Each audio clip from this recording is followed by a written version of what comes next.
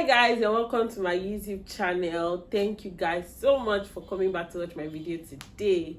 If you are new here, you're absolutely welcome. My name is Yelu Ajayi and I film about lifestyle, faith, career, relationships, and many other good stuff.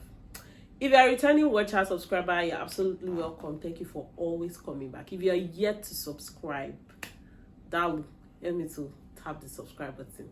So yes, today, as you have already seen by the title, I'm going to be talking about, so like I mentioned, one of the things I talk about on the channel is relationships, and it's not just romantic relationships. Basically, we talk about, or I intend to talk about, family relationship, building relationships with your siblings, relationships in the workplace, and all of that. So today we're going to be talking about relationship in the workplace, and it's going to be how to deal with a difficult boss. So I know that especially if you work in the corporate setting, even if you work in a person's business that is not maybe officially corporate setting like that, you'd have some people in your workplace that are not exactly the easiest to deal with. So you have maybe a superior that is very difficult. There's nothing you do that just suits them. You have maybe a slightly senior colleague that is also just never pleased with your job, with your work, whatever it is that you do, and it can be extremely frustrating because if you work 9 to 5, you legit spend a lot of time at work and you want to make the best of it. I mean, you don't want somebody that is just always cranky with their nose in your business, but sometimes it's not avoidable because before you just have to work to get the money. But there are ways to deal with these things, and I'm going to be sharing some tips that I think have been useful to myself and to people that I know, and I also feel that you find them useful as well. So let's get right into it. The first thing I want to mention is that it is important to understand the background of the so-called difficult boss, and one of the best ways to do this is to talk to people that you met in that office. So I count myself very privileged to work in a place where there's no bad blood, at least towards me. There's no bad blood. There is no, what do they call this thing, like working on that tense atmosphere. I'm super grateful for that. But the truth is that no matter how great your workplace is, there will almost always be that one person that just does not really like you. Or maybe it's not that they don't like you, they are just cranky. And when I remember that when I got to my workplace, I had one person like that. I mean, looking back now, it's probably, I would not see it the same way anymore, probably, but it was just like that. And one of the things I wish that I did when I found out that this person was likely going to be a problem was that I should have maybe spoken to a few other people to understand the background. So later, I think after a few weeks in my new workplace, like in my office then, I found out that everyone already knew this person to be like that, and so like they already like figured a way to deal with that person. If I had knew oh Jesus Christ, hey, I just wasted my entire school fees. If I had known that before, it would have been easier for me to manage the situation, because I mean, hearing from other people, knowing that when you find out that this person is not just this way towards me, it kind of helps you to manage this, because you then know that I'm not the problem. If 5, 6, 7 people say, oh, this person is like this, then it likely tells you that you're not the problem. So that's one of the easiest ways, or one of the best ways, to deal with a so-called difficult boss. Speak to people immediately. You note that this person is likely to be a problem.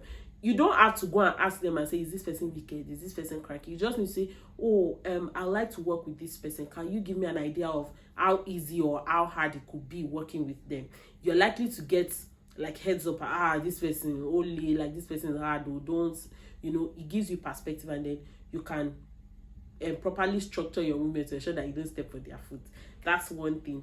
The second thing I want to mention is, do not form over familiarity. When you see that you have this colleague is going to be difficult, or this boss is going to be difficult, don't think they are going to change when you start asking them what they had for dinner last night, or how they are how old is your child, where do you live, that kind of thing. Don't feel like they are going to get better because you are trying to get familiar with them.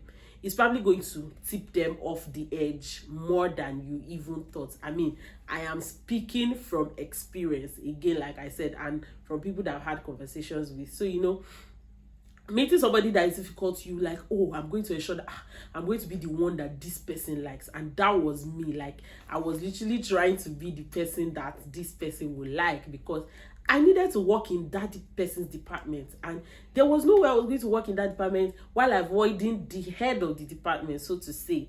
So you really just want to don't think that, oh, maybe all these other people that I met at the office, or all these people saying this person is difficult, they don't know how to deal with that. Let me come in, let me be nice, so that it's probably going to get things really worse. So just keep it at your job. The thing is, even if you get in trouble, eventually get in trouble with that person, you probably get out of that trouble easier when you are really keeping at your job. So just do your job. Don't bother about getting too familiar with the so-called difficult boss.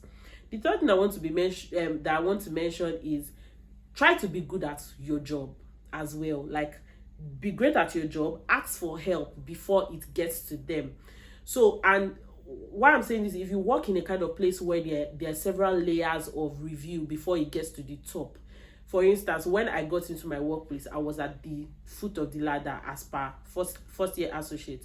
So, you know, your work goes through like 3 or 4 levels of review before it gets to the head of the department.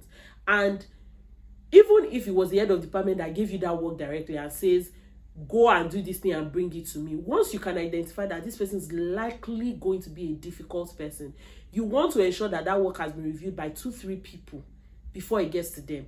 Because what this does is that it reduces the errors in the work, such that the work is maybe not near perfect, but not as bad as it would have been if you took it to them directly.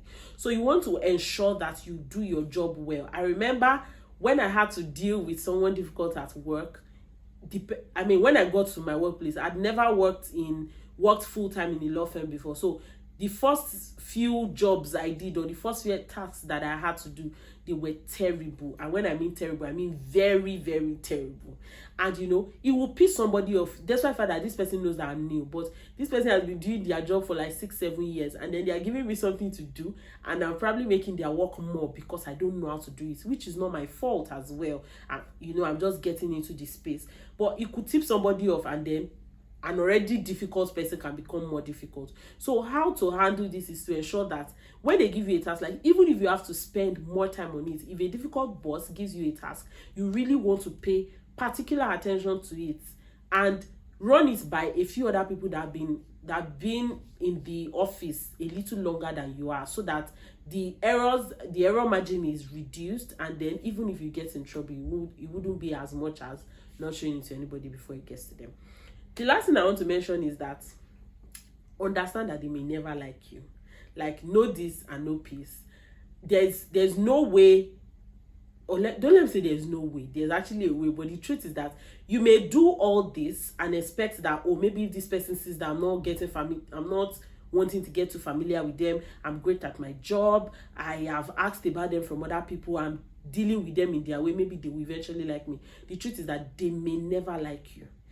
But you're going to get your job done anyways. You're going to get paid at your job. You're not going to lose your job because you understand how to manage them. The one person that I keep saying that I found difficult when I got to my workplace a year and 6 months back is, the person has eventually moved on to greater things now. Like, they have moved on with their life. They no longer work in that place. Like, and this person is extremely, extremely smart. One of the smartest people that I've seen ever, you know, and she has moved on to greater things now. The truth is that if I thought about the fact that she was very difficult and I chose not to work in that department, it would be my loss. It wouldn't be a loss because she has learned there for like 6, 7, 8 years. And I'm like, this person is difficult. I don't want to be in their department. That department is one of the best I've been in now, like in that office. So you can imagine running away because of a difficult boss. I probably not learn as much as I have learned now. So understand that they may never like you, but put your mind at it that I want to learn under this person. And most times the people that we think are difficult, they're actually very smart, they're intelligent, they have a lot to give. It's just individual peculiarities. So know that I want to learn under this person. Even if this person is difficult, whatever I learn from them eventually is mine. So you really want to understand that even if they may never get to like me, even though I may never be in their good books, I really want to learn under them. And when you know that, it gives you some sort of peace and you can manage the situation appropriately. So these are some tips that I think can be helpful as you navigate working in a place where you have a difficult colleague. And if you are watching this and you are the difficult colleague, you may also want to look inwards. And this life is not hard. Just don't make it harder than it is. Even if you are working with people that are incompetent, there are better ways to handle it than just be that difficult person. If you are dealing with a difficult person, I'm sending you hugs and kisses. God's gonna be with you. He's gonna take you through these stormy waters. If you're a difficult person, change your ways. Thank you guys for coming to watch my video. Please like, share, subscribe if you haven't, and I'll see you next week. Peace.